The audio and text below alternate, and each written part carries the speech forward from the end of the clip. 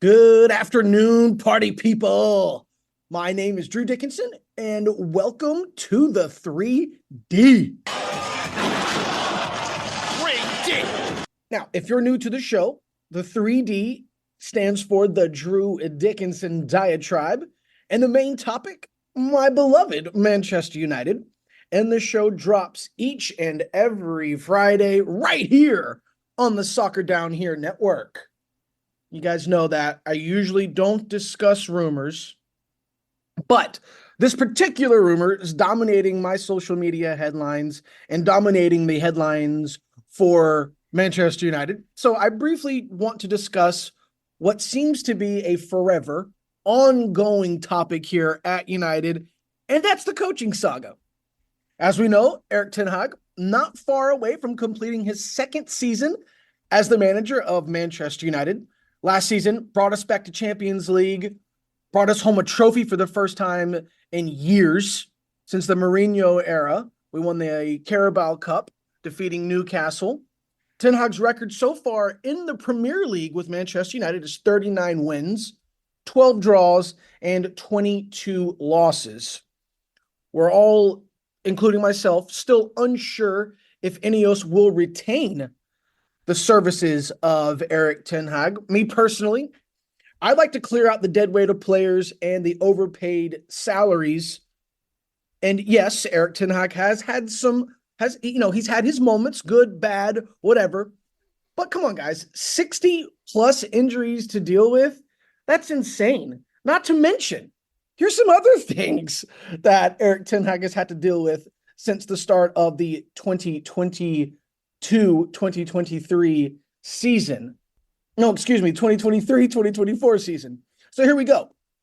The Ronaldo interview, the Mason Greenwood saga, the Harry Maguire captaincy, Jadon Sancho and his Twitter outbursts, Marcus Rashford doing a little boozing, have ya? The Anthony girlfriend claim, that whole saga, Ineos, the takeover saga, the Saudi takeover saga, Qatar, whoever it was going to be. Ten Hag was right in the middle of it. The abuse from the media, and like I just said, and which is the most important, 60 plus separate cases of injuries. But it's Ten Hag's fault, right, guys? Come on. Now, you guys know that I emotionally, sometimes I say some stuff, but all in all, we'll get to that.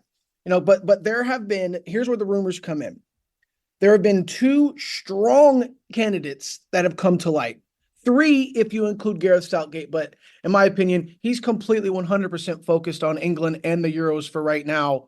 So unless something happens with the Euros, meaning he wins, then you can expect some chatter for him coming to United to heat up. But we'll get to that when time comes too. But first, we've got Graham Potter, who managed Brighton Hove Albion, did well, then became the manager of Chelsea, where honestly, he was set up to fail because that was the Todd Bowley show as soon as, Graham got there. So it's almost as if he was just destined to fail there at Chelsea. And rumors just came out. Well, not rumors, reports just came out. And this is a very important one to note, that Potter has turned down the chance to manage Ajax. And that just makes you wonder, is he waiting on someone or something? Who knows? Then Thomas Tuchel, currently managing Bayern Munich, also the former Dortmund, PSG, Chelsea manager, just to name a few. He was sacked by Dortmund, couldn't win the big one at PSG, came into Chelsea with a dream squad, if you think about it, came in halfway through the season, replaced Lampard, and ended up winning a Champions League. But had a falling out with management, i.e. Todd Bowley. He was sacked. His run at Bayern, besides this Champions League run, hasn't been too great, or at least up to Bayern Munich expectations. We saw Dortmund, he came in last season, barely snuck away due to Dortmund's collapse at the end of the season to win the German league. And this year, Dortmund, Bayern Leverkusen, just miles ahead. So his run at Bayern. Oh, and not to mention, we recently, just a few days ago, saw him absolutely bottle the Champions League semifinal. You go up 1-0, and then all of a sudden he wants to park the bus, and he even takes out Harry Kane.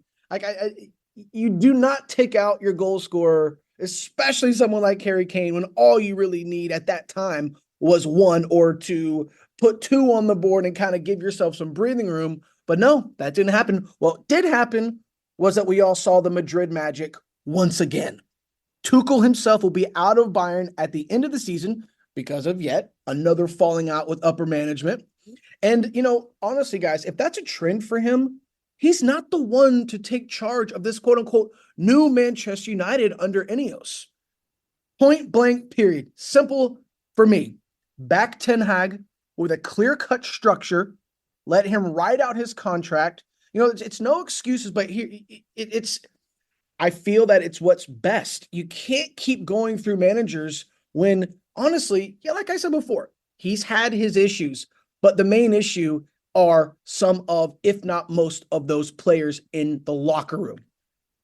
Now, on to the weekend. One of my favorite fixtures of the season, Arsenal at Old Trafford. Such a fun matchup whenever these two teams clashed, easy for me to say. We all remember how incredibly exciting the classics between Sir Alex Ferguson and Arsene Wenger were. And, honestly, even the matchups we've already seen between Arteta and Ten Hag. Sunday's going to be a spectacle. I can guarantee it. Arsenal currently at the top of the league, 83 points, just 1 point of Manchester City, who have a game in hand. So listen, it's quite obvious we've got quite the title race on our hands, and boy, is it exciting. Mikel Arteta, he's had his Gunners playing fantastic this season. Declan Rice signed with Arsenal over the summer, and guys, it's clear and cut and obvious what a difference maker he's been for this Arsenal squad. He's up for, one of the players who's up for the Premier League Player of the Season, deservedly so. Got to also mention Arsenal's fantastic center back pairing, Ben White, Saliba, both playing fantastic. Partey getting healthy, Martin Odegaard playing fantastic. And of course, you got the likes of Kai Havertz and the Brazilian Gabriel Jesus, and of course, Bukayo Saka. Just a really great, fun, youthful Arsenal squad that Arteta really, really has them flying high. It's literally all or nothing for Arsenal this weekend. I just can't wait. Now, we all saw that horrendous performance from Manchester United on Monday. United traveled to Selhurst Park to take on Crystal Palace, where they just embarrassed Erik ten Hag and co. 4-0, folks, okay? There was no Bruno, no Rashford, no fit first-team center back, old legs who shouldn't be playing. Some of the players, even the young players, looked completely disinterested. And I read a few days ago, maybe Kobe Mainu is starting to mimic a little bit of that Casemiro movement, which I'm hoping doesn't last too long, because the boy, either he's playing too much, he's tired. I don't know. I don't know how you're 18 and you're tired, but that's neither here nor there. I just feel that his form has dipped a little bit, and I'd like to see him kind of come back into his way here against Arsenal. United entered this game against Crystal Palace just 6 points below the 5th place spot in Tottenham. Still in 5th place. United came into the game in 6th, 6 points off the 5th place team in Tottenham. Now, because of that absolute embarrassment at the hands of Crystal Palace, United have fallen to 8th place, still with 54 points. Now, United sit behind 6th place Newcastle and 7th place Chelsea, who, thanks to Manchester United and that collapse against Chelsea a few weeks ago, Chelsea have started to, they've gotten a little hot. And not just thanks to Manchester United, mostly in thanks to Cole Palmer, who is just playing fantastic for Chelsea. Unbelievable signing for them in the offseason. But this Palace game was another game in which you could have really started to chase Europe. You could have implanted yourself in that top 5 race, top 5, top 6 race for the Conference League, for Europa League, because let's be honest, you can kiss catching Aston Villa and top 4 goodbye. But instead, United, they put out an unforgettable, dreadful performance. And it's a really frustrating performance to me. You hear chatter about benching Bruno, benching Rashford. Well, guys, be careful what you wish for because they were both not playing, both due to injury, benching, whatever, but they both didn't play. And you can see what the squad looked like. And listen, I'm going to go ahead and move on from the Palace game because I've already pretty much summed up the squad, the performance, the mentality, in an earlier statement. So I'm just going to leave it at that. But what we did see, you saw the lack of interest on Monday. If that same mentality is brought onto the field Sunday, that 4-0 loss at Palace, that'll seem like a freaking day in the park because Arsenal, they're coming to put their foot on our throats. But one thing I can say about Manchester United is they have this sort of, aura, this way about them, this season especially, to where I've only seen them get up for important games. And I truly, honestly, guys, I truly expect no difference this weekend. Lisandro Martinez back training as well as Rafael Varane. But is it too soon for either? We've seen the track record. Lisandro's come back twice and is left injured twice he's left injured 3 times, but the 3rd time leaving was being rushed back, in my opinion. So Eric is going to want to be careful with him for sure. And as far as Varane, I'm not sure. But I can tell you one thing about Rafa. He's definitely going to the Saudi League once this season's over. I just hope that the door doesn't hit him on the butt on the way out. Not that I'm unthankful for his time here, but it just became a trend where he was fit for 2 weeks, not fit for 2 months, fit for 2 weeks, and I'm just tired of it. His age and his wages. I wish him the best. If he could take a reduced salary and stay at United by choice and want to mentor some of the young cats, good gosh, I'd love it. But we know ego and cash really rule the roost here when it comes to the world of football, at least for some, Ronaldo.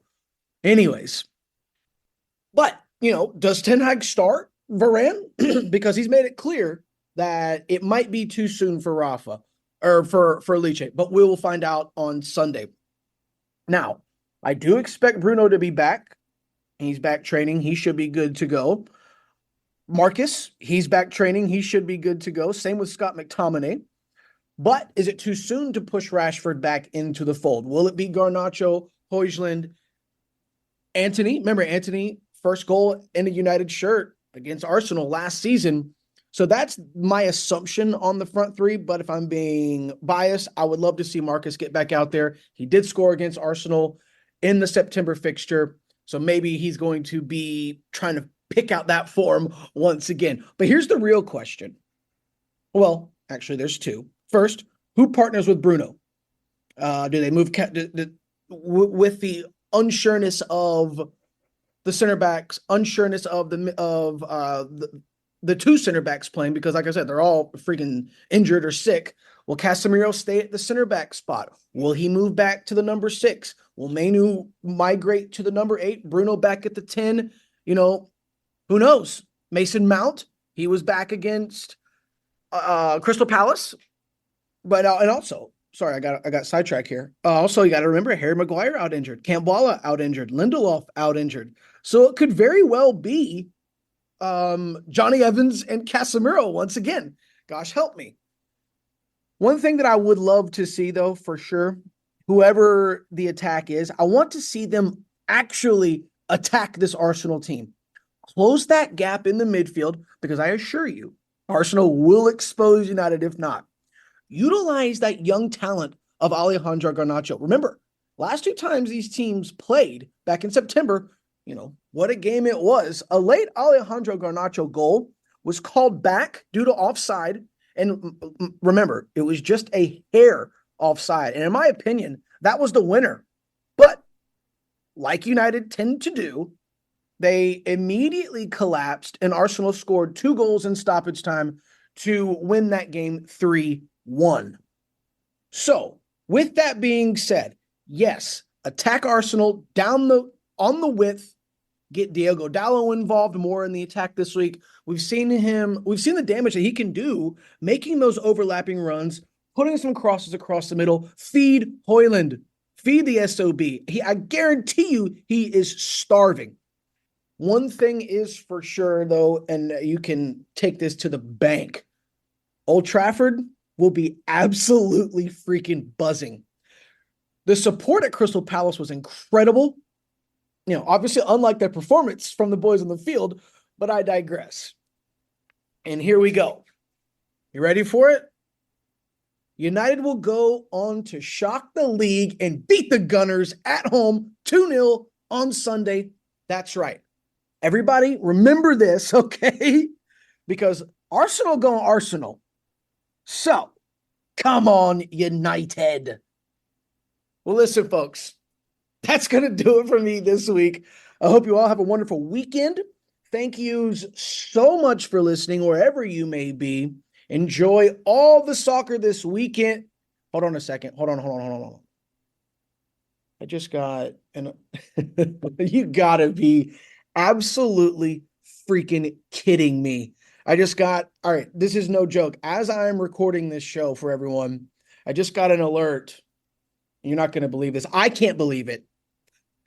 Mason Mount, Luke Shaw, picking up new injuries. They are out against Arsenal on Sunday.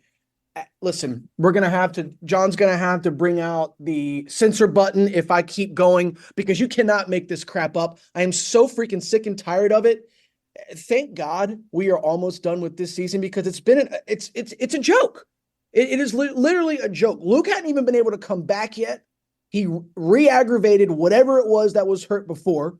So he's probably going to be out for the rest of the season, i.e. get healthy for Euros. Mason Mount, the SOB's been injured all season.